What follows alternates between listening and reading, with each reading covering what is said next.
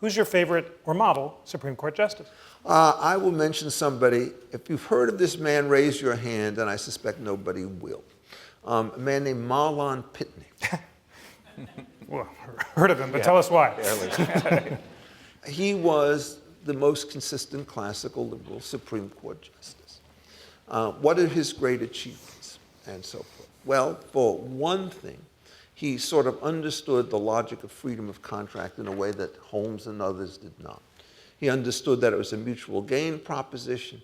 He understood that if you made it impossible to allow for voluntary contracts with people who have differential wealth, it would be an enormous impediment against the ability of people of unfortunate or limited means to rise up. His opinion as an analysis of this in a case called Adair v. Kansas is a model opinion on this stuff.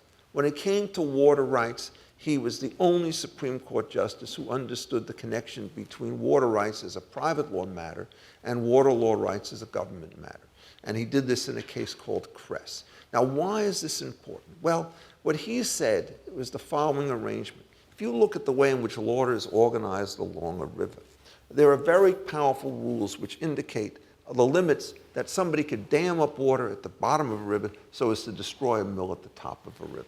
And when you teach water laws, I'm doing right now, these rules are very accurately done. Pitney understands them. And he says the federal government can't just pretend that these rights don't exist. Justice Jackson, the guy who wrote Wicked against Philbin, bad opinion, great justice, wrote a case called Willow River. And what he says is, we don't know what property rights are. Just because you've lost something economically doesn't mean that you've been hurt. But what he doesn't do is he doesn't understand that there's a deep and powerful structure of water law, and he just wrecks it and gives the state complete discretion to define property rights as it would. Pitney would never do that because he had been an equity judge in New Jersey, actually knew something about water law, unlike Justice Jackson. Now, the water law stuff doesn't stay water law. It gets you to Penn Central, one of the worst decisions ever. Because now we don't know what property rights mean in land. So we don't know about air rights. We don't know about mineral rights. Gets everything messed up on that system. So he does those kinds of things.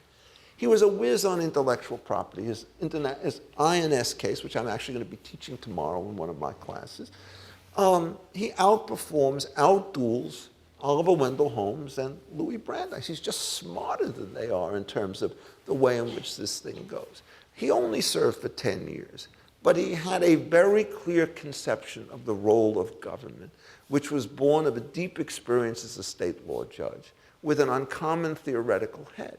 And it wasn't that he was a reactionary. He was anything far from that. This was the same justice, for example, who upheld the constitutionality of the workmen's compensation law in a case called New York Central Railroad against White.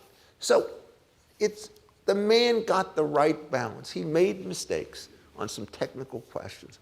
But unlike Brandeis, who could just go off the reservation and get things completely whacked up, and Holmes, who was amazingly good at certain things like antitrust law, not widely appreciated or understood today, but was much too skeptical on various forms of regulation and so forth. Pitney was a guy who did not suffer from those errors. Now, as I said, this is not a conventional choice, but then again, this is not a conventional book.